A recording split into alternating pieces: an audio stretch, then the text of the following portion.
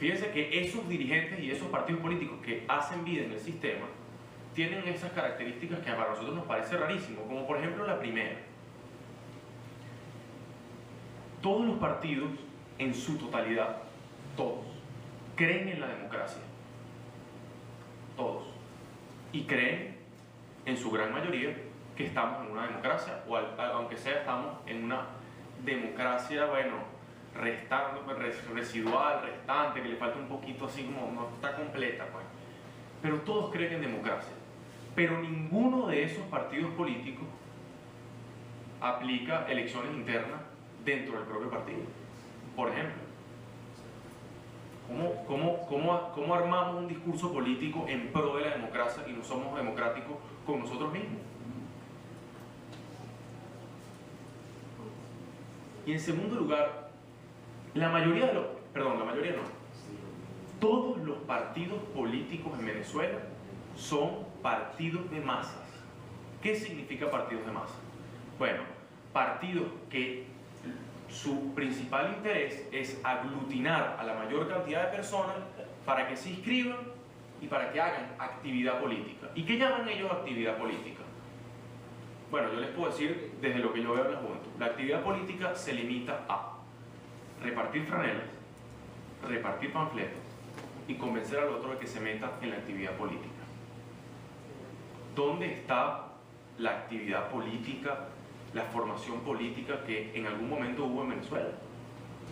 ¿Cómo vamos nosotros a clamar por mejores generaciones políticas y mejores líderes cuando en los propios partidos políticos que claman por democracia no existe una plataforma para las nuevas generaciones? Un tercer elemento, fíjense qué curioso, todos los partidos niegan rotundamente el caudillismo, todos. Ninguno está de acuerdo con que haya un presidente que se comporte como un caudillo, pero dentro del partido es un caudillismo. Dentro del partido es un caudillismo. ¿Por qué? Porque el partido tiene una cara visible. Una cara. Y si tiene dos, ténganlo por seguro que esa segunda se va a salir y va a fundar otro partido. Porque además la historia de los partidos políticos en Venezuela está asignada por gente que está inconforme con su partido porque no está en la cabeza, y bueno, entonces yo me salgo y fundo lo que a mí me parezca prudente. Y por último, creo que yo creo que lo que nos está haciendo más daño, que es que todos los partidos políticos nos venden que pueden solucionar y darle felicidad a todo el pueblo venezolano. Y perdónenme si yo los estoy bajando de una nube, o es que yo soy el único que se ha dado cuenta, pero los partidos políticos no pueden hacer eso. Y no lo van a hacer, porque no están en la capacidad de hacer eso. Porque para salir de este embrollo, no solo los partidos políticos pueden hacer algo. Nosotros como ciudadanos tenemos también que hacer algo. Esto no es un problema nada más de los políticos. Porque, en principio, esto es un problema cultural. No es un problema político. Es un problema de la cultura. Y esta reflexión se las hago porque se les comento, y además con todo el respeto de los aquí presentes que militan en partidos y que tienen cargos de dirección en partidos, es porque si nosotros queremos vivir en libertad, como es lo que hemos venido defendiendo en las calles, tenemos que empezar a ver qué es lo que tenemos. ¿Y hacia qué estamos apuntando?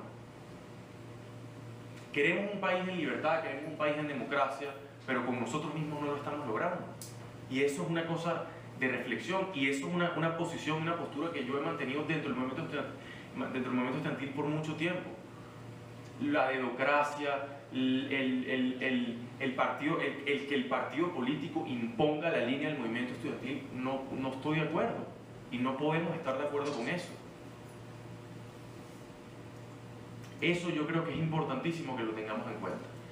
Y además eso de vivir en libertad, yo estoy seguro que Juan Carlos va a ser mucho más explícito con lo que significa vivir en libertad, pero vivir en libertad es precisamente el producto de haber trascendido esos problemas que tenemos como sistema político. Y si nosotros llegamos a trascender esos problemas, podemos pensar en tener mejores políticos, mejores partidos, mejor sistema y muy probablemente un mejor país. Entonces, yo creo que eso es fundamental que lo tengamos en cuenta.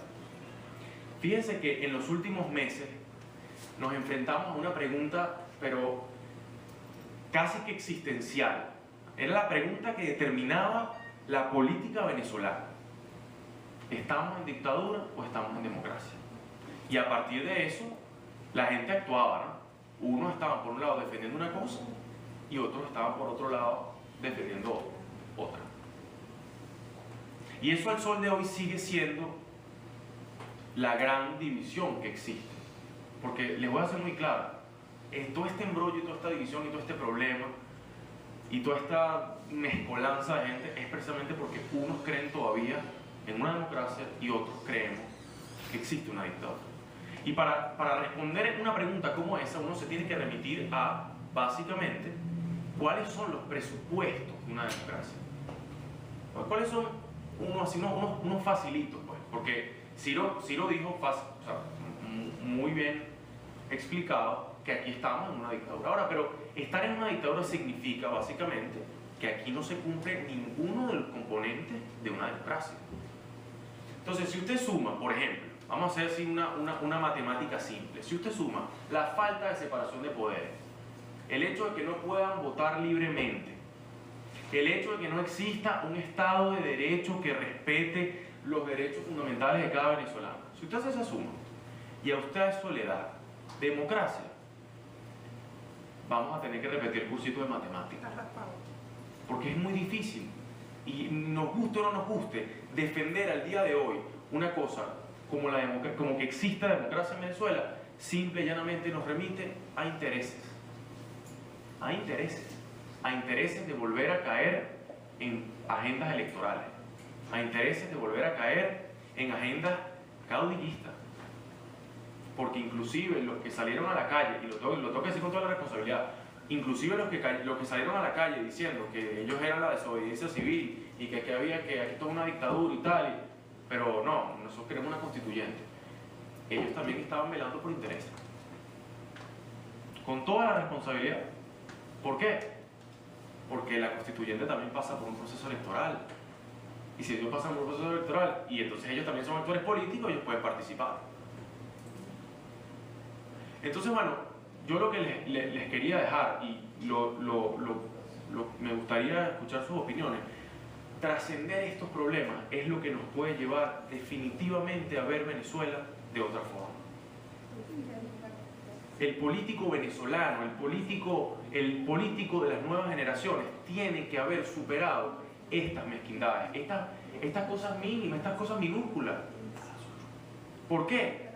Porque no vamos a trascender de esto y vivir en libertad, eso que significa vivir en libertad, que es vivir en la no dependencia, que uno sea independiente, que uno pueda verdaderamente hacer una vida sin depender de nada ni de nadie, con un Estado que no te tenga que imponer cómo es la cosa, con un Estado que respete la propiedad privada, que respete la libertad de expresión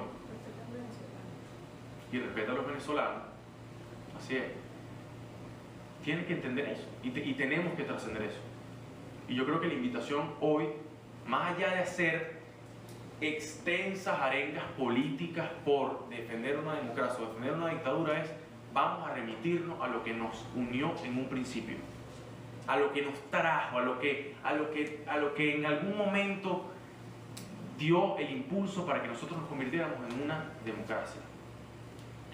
Yo se lo estaba comentando a unos compañeros en Caracas la semana pasada y yo les decía, oye, a mí me gustaría que, aunque sea uno de los miembros de la generación del 28 estuviese vivo en este momento y yo pudiera tener una conversación con él para mostrarle cuál es el país que tenemos, cuál es el que soñamos y cuál es la brecha que nos falta por recorrer para eso. Porque es gigante. Es gigante, el objetivo que nos trazamos es gigante en comparación con lo que hoy estamos dispuestos a dar. Y esa es la verdad. Esa es, para mí hoy, que he pasado por meses muy duros, y se los digo, o sea, yo estudio 2 carreras y eso prácticamente estaba eliminado en mi vida en los últimos meses ha sido muy duro y pareciera ser que tenemos esa lección. Hoy, esa es la lección que nosotros sacamos de esto. Y ese es el porvenir de la lucha que tenemos. No, que la salida fracasó. No, es que ya va un momento. La salida no ha comenzado. Pero vamos a taimar un poco las cosas. Esto apenas comienza.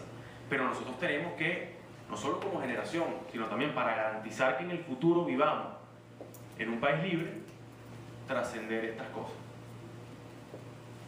Entonces, bueno, ese es un poco lo que yo les quería dejar.